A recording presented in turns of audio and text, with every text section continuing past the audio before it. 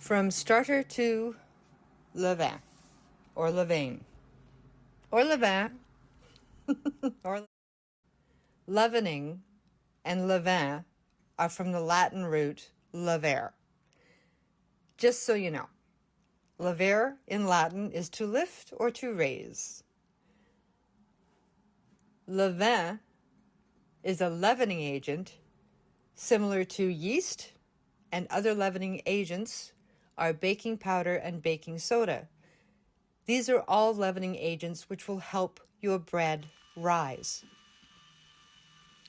Now, let's just clear up some pronunciation. I'm in Canada. We have both French and English as our languages.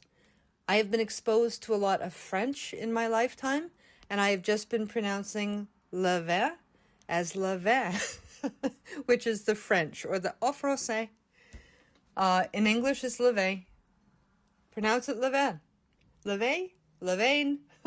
It's okay. I choose to pronounce it levain because I've been pronouncing it that way for as long as I have been working with it. You pronounce it whichever way you want. There's no wrong way or right way. English, French, you're good. Now, we have that covered. Pronunciation is your choice. Onwards. Let's go to the starter I've already stuff. knocked this down once I'm going to stop the because voice it over was growing here. so and you much. can It's just almost listen to me doubled talk. again. I haven't got the time or the energy to do an autolyse at the moment. So to save myself rebuilding another starter over another levain over 24 hours, there's plenty of flavor in here. So I'm going to switch it to a different container. I'm going to grab the tripod, set it back up, and I will show you what I'm doing.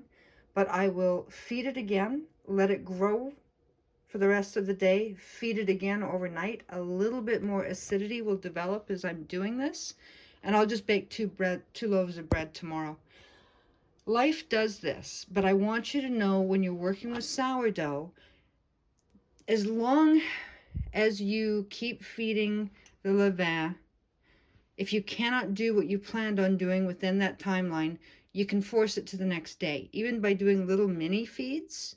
If you don't want it to be too tangy, you can still keep it going until the next day and then give it a new feed.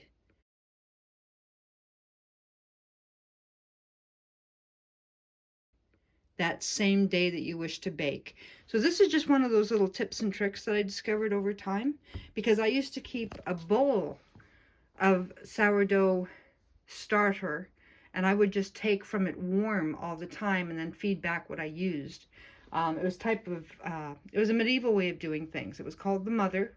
You took from the mother, you fed it back, and then you took your levain, which is where that comes from. And that's what you use to create your bread. But you'd even let that grow. So that's what I'm doing today, because I'm tired. And I admit it. And I'm human. So I'm just going to actually record what I'm about to do.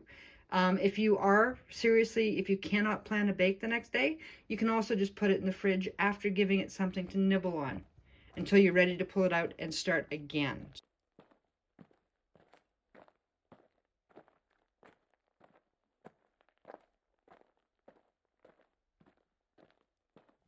Managing an active starter.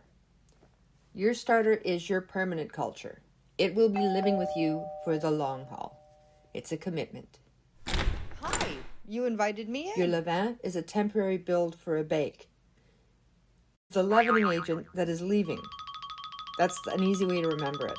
The levain is out the door. It won't be sticking around. It's the leavening agent that is leaving. If life gets in the way and you can't bake on schedule, you can often keep a levain going another day with small feeds. Small regular feeds help maintain yeast activity, reduce excess acidity, and keep the levain active until you're ready to bake. You can also refrigerate it to slow fermentation, although this usually develops a tangier flavor. The goal is balance. Enough food to sustain the yeast, but not so little that acidity begins to overwhelm the culture. A little tanginess is perfectly normal, and it's one of the characteristics of sourdough baking. A little bit of acidity is not necessarily bad.